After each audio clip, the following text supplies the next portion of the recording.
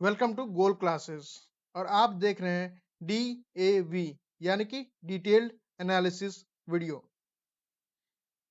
Detailed analysis video में आज हम डिस्कस करेंगे कि आखिर एलन मस्क ने ट्विटर को क्यों खरीदा और खरीदा तो खरीदा, इतने महंगे में क्यों खरीदा। 44 बिलियन डॉलर यानी कि भारतीय रुपए में 4400 करोड़। क्या वो सोशल नेटवर्किंग इंडस्ट्री में कदम रख रहे हैं या कोई और बात है? तो चलिए आज डिस्कस करते हैं। तो पहले जानना पड़ेगा इसके लिए कि आखिर एलोन मस्क के इनकम का सोर्स है क्या। एलोन मस्क के इनकम के सोर्स मेनली दो हैं। पहला तो टेस्ला और दूसरा कि स्पेस एक्स। टेस्ला एक ईवी बनाने वाली कंपनी यानी कि इलेक्ट्रिक व्हीकल, और स्पेस एक्स एक स्पेस एक्सप्लोरेशन कंपनी है जो कि रॉकेट्स बनाती भी है और लॉन्च भी करती है। और स्पेस एक्स को किसी भी एडवर्टाइजमेंट की जरूरत है नहीं, लेकिन टेस्ला को है, क्योंकि टेस्ला को बाजार में काम करना है, बाजार में उतारना, अपनी गाड़ियां उतारनी, अपनी गाड़ियां बेचनी है, क्योंकि बिना बेचे तो कमाई होने वाली है नहीं। तो आखिर आपने भी देखा होगा कि टेस्ला की तो कभी हमने ऐड देखी नहीं, ना ही टीवी में, ना ही मोबाइल में, ना ही यूट्यूब, ना ही फेसबुक, ना ही ट्विटर, कहीं पर टेस्ला का हमने ऐड देखा ही नहीं। तो आखिर वो ऐड करते कैसे हैं? और अगर ऐड करते नहीं तो इतनी गाड़ियां इनकी बिकती क्यों है? तो इसका जवाब हम आगे जानेंगे। देखिए, यहाँ पर एक है कि non traditional approach to Tesla advertisement. अब ये है क्या? नॉन ट्रेडिशनल एडवर्टाइजिंग आखिर है क्या? बाकी दूसरी कंपनियों के आपने देखे होंगे कि मोबाइल्स में ऐड आते हैं, टीवी में ऐड आते हैं, अलग अलग सोशल नेटवर्किंग साइट्स पे ऐड आते हैं, जिसके कारण उनको कंज्यूमर्स मिलते हैं और उनकी सेल्स होती है। लेकिन एलोन मस्क ऐसा कुछ नहीं करते हैं। दूसरी बात है कि एलोन मस्क आखिर एडवर्टाइजमेंट में खर्चा करते कितना है। How much Elon spend in advertisement. तो आपको जानकर हैरानी होगी कि वो ना के बराबर खर्चा करते हैं। जी हाँ, वो लगभग ना के बराबर खर्चा करते हैं। कैसे? और अगर खर्चा करते नहीं हैं तो जाहिर सी बात है उनकी इतनी गाड़ियां बिकती कैसे हैं, वो दुनिया के सबसे अमीर आदमी कैसे बन गए? तो इसका जवाब छिपा है इनके सोशल नेटवर्किंग अकाउंट्स में। आप यहाँ देख सकते हैं येलो डॉट में कि इनके फॉलोअर्स हैं ट्विटर में 86 मिलियन। ठीक है, अब ये कुछ भी अगर डालते हैं तो उस चीज को 86 मिलियन लोग देख पाएंगे। कोई भी ऐड करते हैं, कोई भी लाइव सेशन करते हैं तो उसको 46 मिलियन लोग देख सकते हैं। तो 46 मिलियन तक उनकी पहुंच हो गई, 46 मिलियन लोगों तक उनकी पहुंच बन गई। तो बात यह है कि जब इनके इतने फॉलोअर्स हैं, और सिर्फ ट्विटर पे ही नहीं, फेसबुक हो, यूट्यूब हो, हर जगह इनके फॉलोअर्स हैं, क्योंकि इन्हें किसी आइकन की जरूरत नहीं है, खुद आइकन है। तो फिर आखिर ट्विटर को खरीदने की इनकी जरूरत पड़ी क्या? तो बात यह है, आगे छुपा है, वो है कंट्रोवर्सी।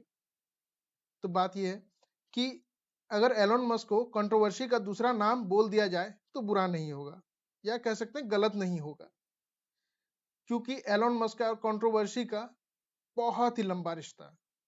हर कुछ दिनों में उनकी कोई ना कोई कंट्रोवर्शियल बयान आ ही जाते हैं, जिसके कारण उनका जो ट्विटर अकाउंट है वो सस्पेंड कर दिया जाता है।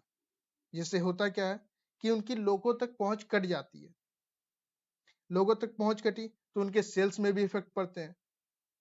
अब बात यह है कि उन्होंने खरीदा, लेकिन इतने महंगे में क्यों? अगर वो चाहते तो कोई भी दूसरा सोशल नेटवर्किंग साइट, जो भी स्टार्टअप्स हैं, ऐसे बहुत होंगे, लेकिन इन्होंने यही क्यों खरीदा, ट्विटर ही क्यों? तो जवाब है, ट्विटर का फैन बेस बहुत अलग है, क्योंकि इसमें ज्यादातर ऐसे लोग आते हैं जिनकी नेटवर्थ बहुत ज्यादा है, खासकर, सारे नहीं पर ज्यादातर वही है। ठीक है, और टेस्ला की आप गाड़ियां देखोगे तो उसकी कीमत तकरीबन करोड़ों में आती है, जो कि एक नॉर्मल इंसान, एक मिडिल क्लास आदमी नहीं खरीद सकता, अफोर्ड ही नहीं कर सकता। तो इसीलिए ट्विटर। अब बात करते हैं जब से ट्विटर और एलोन मस्क का मसला चल रहा है, तब से आपने एक वर्ड जरूर सुना होगा, बार बार सुना होगा, हर जगह सुना होगा, देखा भी होगा, जो कि है पॉइजन पिल। तो आखिर ट्विटर वाले पॉइजन पिल क्यों इस्तेमाल कर रहे हैं और पॉइजन पिल का मतलब क्या है?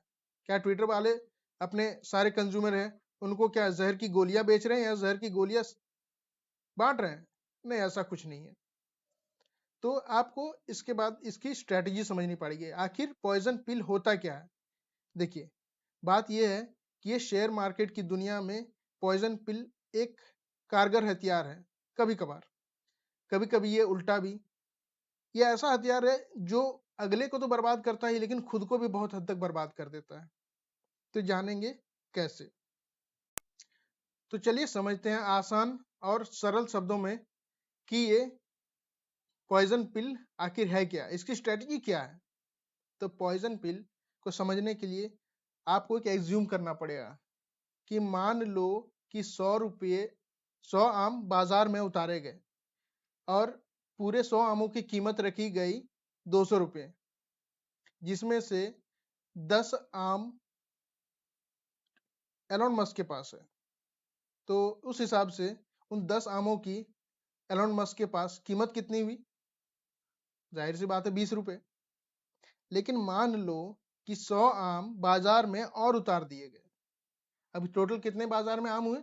200 आम, और कीमत उतनी ही रखी गई 200। तो अब जो एलोन सर के पास जितने भी आम हैं, यानी कि 10 आम हैं, तो उनकी वैल्यू कितनी हुई? जी, सही समझा आपने, 10 रुपये।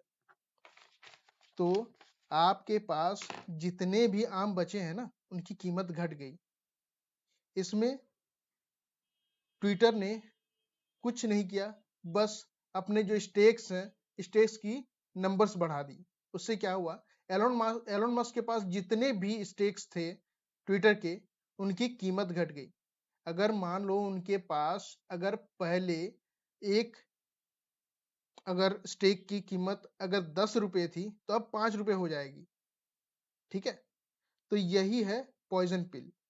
और हाँ, मैं बता दूं कि इसमें किसी भी तरह की जहर की कोई बात नहीं होती, ये बस एक स्ट्रेटजी है। तो आज के लिए इतना ही। कल फिर मिलिएगा डीएवी यानी कि detailed analysis video by gold classes. ठीक है, ऐसे ही इंटरेस्टिंग और इंफॉर्मेटिव टॉपिक्स और देखने के लिए हमारे चैनल्स को सब्सक्राइब कीजिए, हमारे वीडियोस को लाइक कीजिए और औरों तक शेयर कीजिए ताकि ये जानकारी सब तक पहुंचे। Thank you.